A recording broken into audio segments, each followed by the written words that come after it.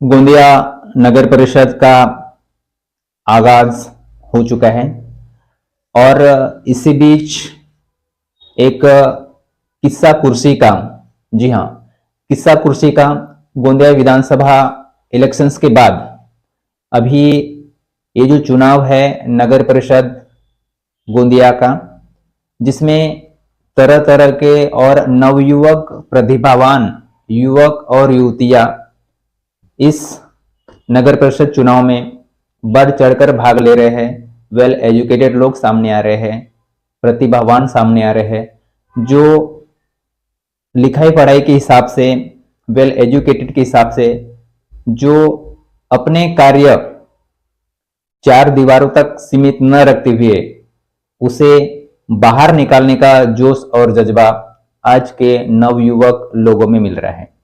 जी हां, मैं बात कर रहा हूं अभी प्रभाग क्रमांक 6 के एक भावी उम्मीदवार, जो कि एक इंडिपेंडेंस कैंडिडेट अपने किस्मत आजमा रहे हैं। हम इनसे रूबरू होंगे। इनसे रूबरू होने के पहले हम इनसे पूछना चाहेंगे, इनका डेजिग्नेशन पूछना चाहेंगे, इनका परिचय पूछना चाहेंगे और ये किस लिए खड़े हुए हैं और इनका उद्देश्य क्या है।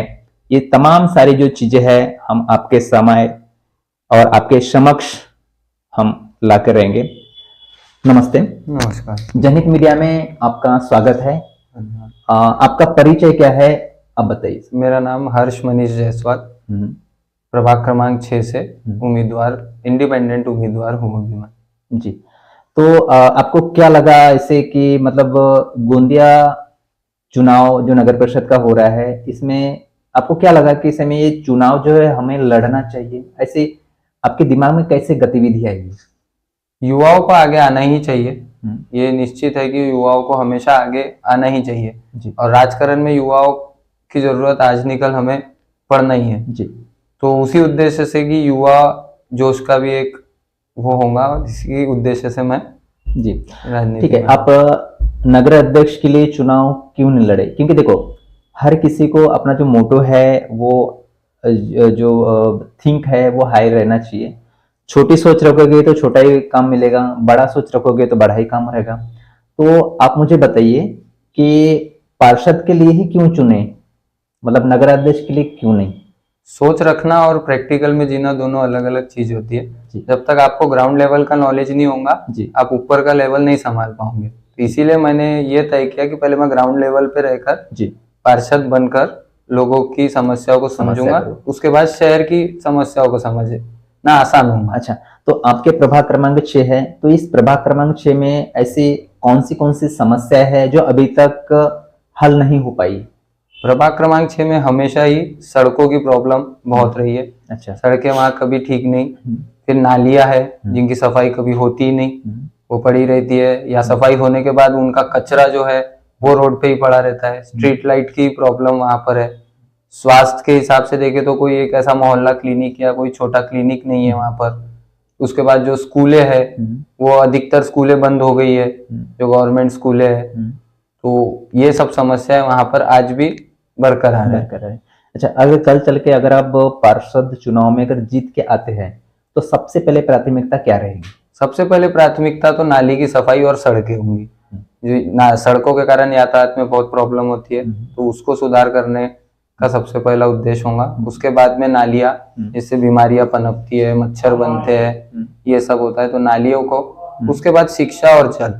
जी, तो आप शिक्षा की अगर मैं बात करूं तो महाराष्ट्र गवर्नमेंट ने एक जीआर निकाला था कि जिला परिषद के जितने भी स्कूल्स हैं, अगर मैं आंकड़ा साफ अगर करूं तो पूरे महाराष्ट्र की 14,000 स्कूल्स, सॉरी 65,000 स्कूल्स है और गोंदिया जिले की 14,000 स्कूल्स है, जो कि एक बंद करने का जो है वो जीआर निकाला गया था, जिसमें कोई भी राजनेता लोग आगे नहीं आए शिक्षण बचाओ अभियान योजना के अंतर्गत या तो फिर स्कूल बचाओ योजना के अंतर्गत।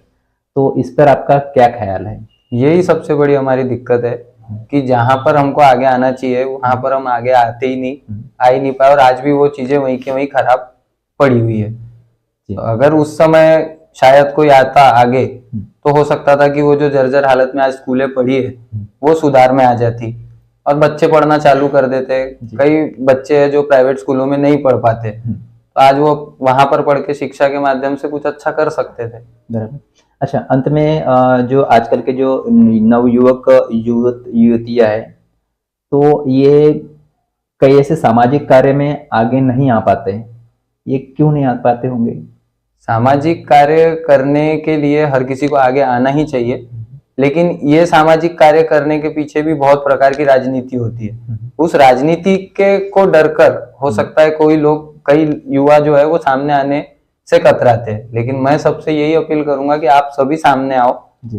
राजकारण सभी के लिए है, सब आके अपना उसमें योगदान जरूर दो जी।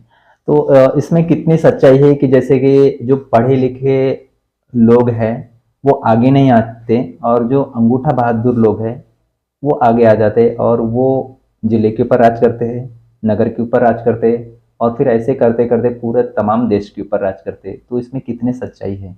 ये सच्चाई आज के लेवल पर तो सच में सच है, क्योंकि लोगों की एक मेंटेलिटी ये बन गई है कि पढ़े लिखे लोगों को तो सिर्फ पढ़ाई लिखाई करके अपनी नौकरी करना है जी। और ये नेतागिरी तो सिर्फ ये नेताओं का काम है जी। तो ये सोच के चक्कर में ही युवा पीछे पढ़ाई लिखाई करके अपना शहर छोड़ के बाहर नौकरी करने में ही बिजी है, और बाकी लोग जैसे आपने कहा अंगूठा छाप लोग आकर यहाँ राजनीति कर रहे हैं और फिर उसकी प्रॉब्लम हमको ही देखना पड़ रहा है, क्योंकि अंगूठा छाप कहाँ तक ये कर पाए। जी। जैसे कि आपने कहा कि प्रभाग क्रमांक 6 से अगर चुनाव लड़ेंगे तो अच्छी अच्छी चीजें जनता तक पहुंचाई जाएगी। रोड, रास्ते, नाली के अलावा भी दूसरे काम हो सकते हैं क्या? बहुत कुछ काम हो सकते हैं, लेकिन प्राथमिकता में रोड, रास्ते और नाली। एक पार्षद होने के नाते रोड, रास्ता, नाली भी अगर आप सही नहीं रख सकते तो आपका पार्षद होना विफल है। तो सबसे पहले तो रोड, रास्ता, नाली, उसके बाद अनेकों ऐसी योजनाएं हैं जो नगर परिषद में आई हुई है लेकिन लोगों तक पहुंच ही नहीं पाती, लोगों को पता ही नहीं चलता कि हमारी ये भी सुविधा है। उस बारे में लोगों को बताना ये काम भी पार्षद का होता है। तो वो काम में फिर अपन वो भी करेंगे कि जो भी योजना है उनको एक पॉम्पलेट के माध्यम से या एक मैसेज के थ्रू उनके तक पहुंचाए कि आप ये योजना है, इसका फायदा आप उठा सकते हो। ऐसे अनेकों पायाम है जिस पे हम काम करेंगे। जी। तो आखिर में आप जनता से क्या अपील करना चाहोगे? मैं आपके चैनल के थ्रू यही आपके पूरे व्यूअर्स को निवेदन करना चाहूंगा कि भारी मात्रा में मत देकर मुझे विजयी बनाए। धन्यवाद। जी।